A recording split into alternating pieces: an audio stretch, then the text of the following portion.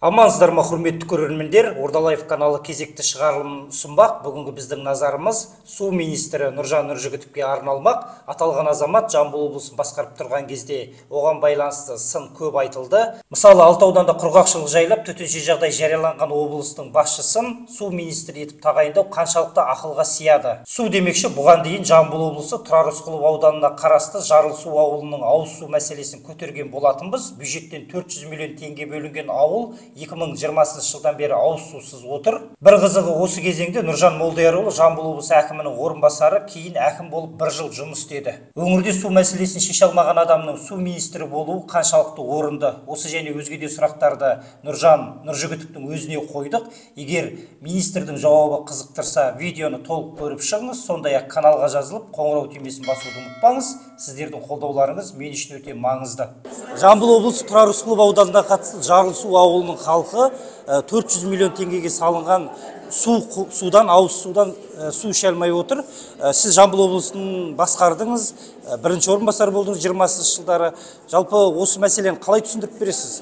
Ақша бөлінген, бірақ су жоқ. Бірінші орынбасар емес, жай орынбасар болды. Жақсы. 21 жылы.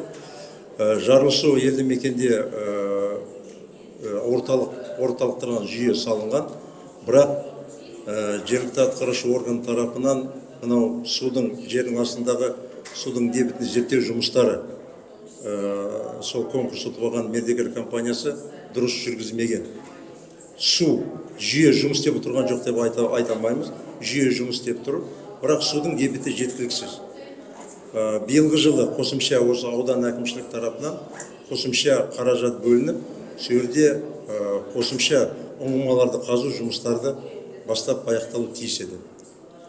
Мен бардым осы жуырда бір ай бұрын, 2 ай бұрын барған кезде ол жерде ешқандай су жоқ.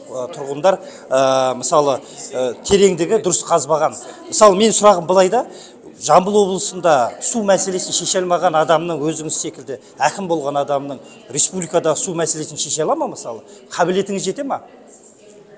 Бұл сұрақ енді маған емес шығар енді.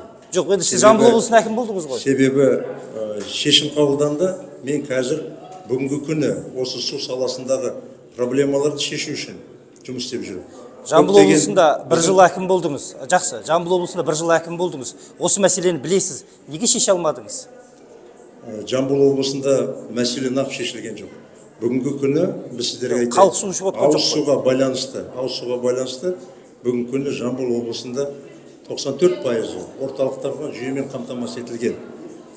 Бүгінгі күні жергілікті атқарушы органдардың тарапының алдында тапсырма тұр. 25 жылдың қорытындысымен 100%. Есепті айтпай-ақ қояйық, бір ауылды айтайықшы. Жарылсу ауылы неге су іше алмай отыр? Сондықтан мынау 2 жылдың ішінде өнеркәсіп және құрылыс басқармасы, соңген біздің министрдің тарапынан осыған кешенді жұмыстар атқарылып жатыр. Республика бюджеттен оған қомақты қаражат Жарылсу мердігер мысалы шеше алмай кеткен. Ол мердігер Жамбыл облысынан тағы да тендер ұтып алыпты. Жалпы осы мердігерге міндеттеуге сіздердің құзырларыңыз жетпеді ма? Енді оны қазір жергілікті атқарушы органға сұрақ қою керек шығар, маған емес. Сіз бұрын басшы болдыңыз ғой. Мен уже кеткеніме 4 ай болды. Сіздің кезіңізде болған былықтар ғой, былайша айтса. Сіз неге реттей алмадыңыз осы? Жарылсу бұнақ реттеген жоқпыз. Айтып отырмын ғой. Қосымша қаражат жергілікті атқарушы орган аудандық бюджетінен қаражат бөлінді. Ол жұмыстар өзінің шешімін табады. 400 миллион теңге бөлінген, тағы да оған ақша бөлу, бұл қаншалықты дұрыс мысалы? 400 миллион теңге шаға кеткен жоқ қой. Орталық жүйе салынды ғой. Ол іске қосылып тұр ғой. Су ішіп жатқан жоқ қой халық. Дебеті жетпей жатыр ғой. Бұл жерде мәселе суда болып тұр ғой. Судың деміміз бе? Егер ол жүйе жоқ болса, онда айтуға болатын еді, ол ақша бір жаққа кетті деп. Бірақ жүйе тұр ғой.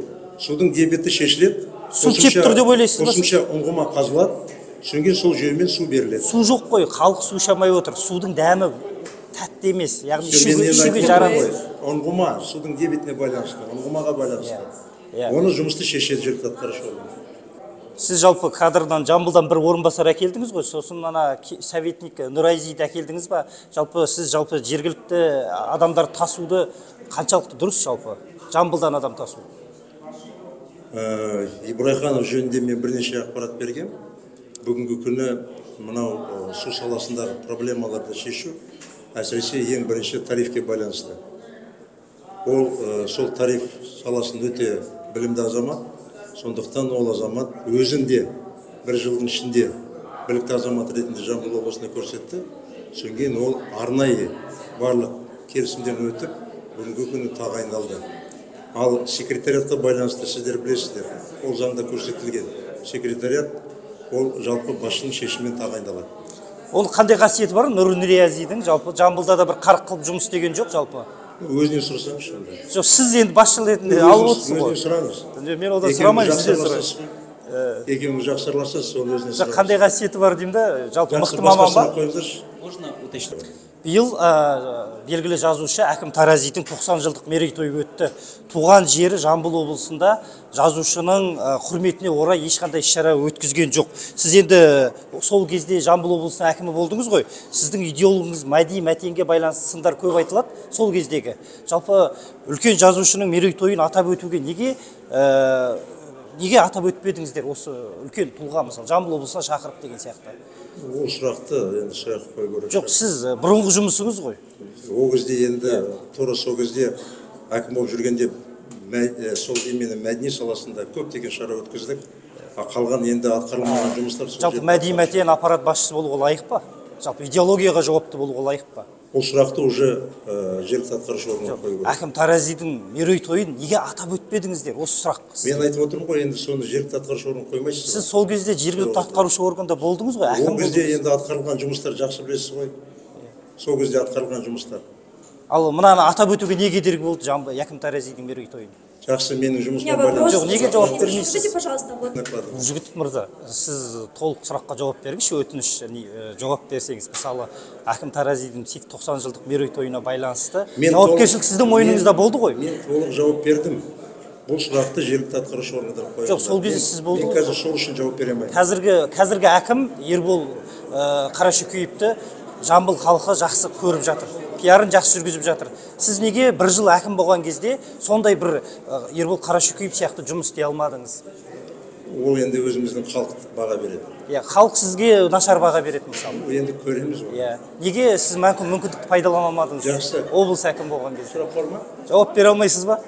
Оны айтып отырмын ғой, жергілікті атқарушы органға қойыңдар сұрақты. Жоқ, сізге қатысты сұрақ қой бұл. Сізге қатысты Жергілікті сұрақ. атқарушы органдарға сұрақ. Жоқ, сіз әкім болдыңыз. Әкім болғаныңыз рас қой. Айтпақшы, Нұржан Нұржігітовтің өкіл баласы саналатын Мәди Мәтен жуырда қызметіне кетуі мүмкін. Облыстың су жаңа әкімі Ербол Қарашөкеев аталған азаматты аппарат басшысы қызметінен алып, тіл басқармасына төмендетіп жіберуі мүмкін. Облыстың идеология саласын қожыратып жіберген Мәди Мәтенді Ербол Шырақбайұлының қызметінен алуы өте орынды. Енді аталған қызметке ұлттық руханияттан хабары бар, идеология саласын иіріп әкететін азамат келсе нұр үстіне нұр болар еді. Мысалы, келер жылы Әулиеатадан шыққан сатирик ақын Шона Смаханұлының 100 жылдық мерейтойы, шоқ тілді Шонаның 100 жылдығы, Әкім Таразидің 90 жылдығы секілді назардан тыс қалмайды деп сенеміз.